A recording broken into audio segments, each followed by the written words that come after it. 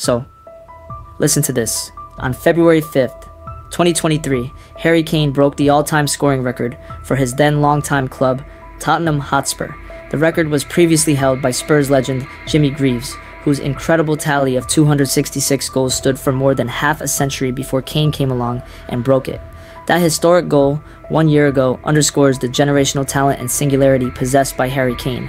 But in football, records and achievements are deemed useless in the eyes of fans if a player isn't succeeding in the moment. Words of flattery concerning a player's ability quickly subside, replaced by exaggerated proclamations that the player is finished or even a fraud, solely because they or their team are underperforming in the moment. The optics of a footballer's current situation begin to overshadow both the reality of their actual performance and past victories. This struggle against optics has accompanied Harry Kane throughout his career. The motivation behind his departure from his boyhood club, Tottenham, for Bayern Munich, was his desire for trophies. The optics of Kane, a player who held the title of his club's top goal scorer, lacking a tangible piece of gold or silverware to accompany such a feat, cast a confusing shadow over his legacy. Football, ultimately, is a team sport, and winning trophies with your manager and teammates stands as the ultimate goal for any footballer. Even the most prestigious individual trophy in the industry, the Ballon d'Or, heavily relies on the achievements a player has obtained with their team and how they contributed and engaged with their teammates on the pitch.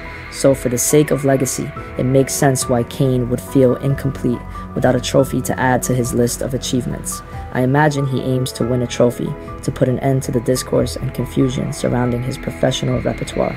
And where better to go to win that trophy than Bayern Munich, the undisputed champions of Germany for over a decade, winning the Bundesliga title a total of 11 times in a row. Surely this was the best decision for Kane's career. Surely there was absolutely no way this move could go wrong.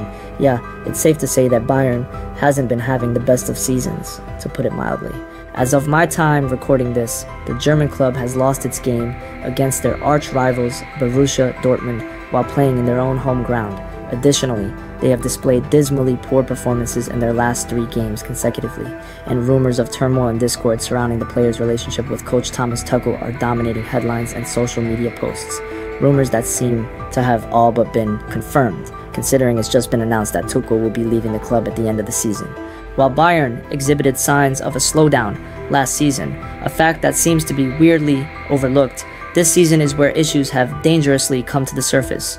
Alongside the chaotic relationship with the manager and the dressing room allegedly being in shambles, there have been obvious underperformances and failures from the team's backline in terms of defending.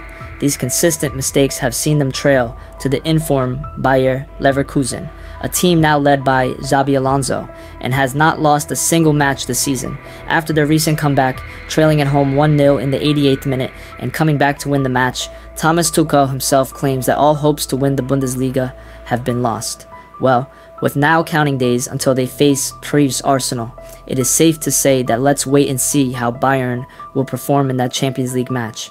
Will Harry Kane be able to save them? Maybe rescue their season? Only time can tell.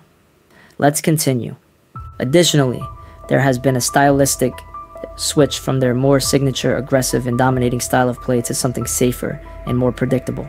To me, the fact that Bayern showed chinks in their armor last season under Julian Nagelsmann, who in retrospect wasn't doing anywhere near as bad a job as Tuchel was performance-wise, indicates that something more systemic is at the root of Bayern's problems. Tuchel definitely aggravated the situation, but I don't believe it's solely an issue of managers who aren't a fit for the team. But of course, this complexity is lost in the hands of Twitter trolls and neutrals who think a team's undoing can be pinned down to one player. The shifting of blame towards Kane doesn't make sense to me. In fact, I would argue that Kane is one of the reasons Bayern isn't doing even worse than they already have been. Kane alone is not the problem. His 25 goals in 22 games would imply that he's successfully been doing what is asked of him as a striker. Instead of acknowledging this, people take sensationalized stories and narratives from social media and run with them because it's easier to do so than to understand the complexities of Bayern's situation. Now, this isn't to say that Kane is a flawless player and hasn't made any hiccups or mistakes during his time at Bayern. He has, and we should talk about them, because discussing and criticizing Kane's faults as a player on its own is fine. Part of our job as both spectators and fans is to speak out on weaknesses we see in a player and in a team. However, this is not the perspective that most of Kane's online critics speak from. They talk about the failure of Bayern as if Kane is somehow completely responsible for the shortcomings of an entire club and imply that he is primarily responsible for the team's underperformance. This is the easy way out if you're just looking at the optics of a situation, and this is when optics become dangerous. Instead of looking at a situation holistically, considering all of the variables at play, people fall into the trap of believing the narrative that is the easiest and most entertaining to digest. Harry Kane leaving Spurs trophyless, only to join an unbeaten club and be part of the team that makes them lose their title, is a poetic story. But even if this is a true story, it does not reveal the truth about the situation at Bayern. That truth being that the club has deeper internal issues, which have been worsened by a manager who was a poor fit for the team. These internal issues might stem from various factors, such as mismanagement, lack of clear communication, or a disconnect between the players and coaching staff. Despite the surface-level focus on Harry Kane's performance, it's essential to recognize that the problems within Bayern Munich run much deeper than any single player's contributions. While Kane's presence may have been expected to provide a solution to some of Bayern's challenges, the reality is far more complex, a truth that may not be flashy enough for some people to believe. In today's era of instant reactions and viral memes, the nuanced complexities of football club dynamics often get overshadowed by sensationalized narratives. The allure of a simple storyline, such as blaming a star player for a team's struggles, can be more appealing than grappling with the intricacies of internal team dynamics and managerial decisions. I will say, the memes joking about Kane's situation are funny. The jokes comparing his problems at Spurs with his current dilemma at Bayern practically write themselves, but poking lighthearted fun at Kane isn't really the issue. While humor can provide relief from tense situations, it's crucial to maintain perspective and not let satire overshadow the serious discussions about a player's career and a team's performance. The problem lies in not being able to differentiate trolling and clickbait from the truth. In the age of social media and instant news cycles, distinguishing between genuine analysis and sensationalized clickbait can be challenging. The lines between satire, genuine critique, and outright misinformation blur, shaping public perception in ways that may not always align with reality. It's almost like we live in a hyper-reality now, where people can't differentiate between a take from a Twitter troll and the actual reality concerning a player or team. The saturation of social media platforms and the constant stream of opinions create a hyper-reality where truth and fiction intertwine.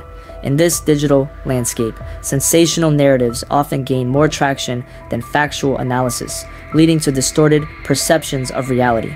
Ultimately, only time will tell how Kane's tenure at the German club will unfold. The poetic tragedy of him never winning a trophy would be insane, to say the least, which is why I don't believe that will be the case.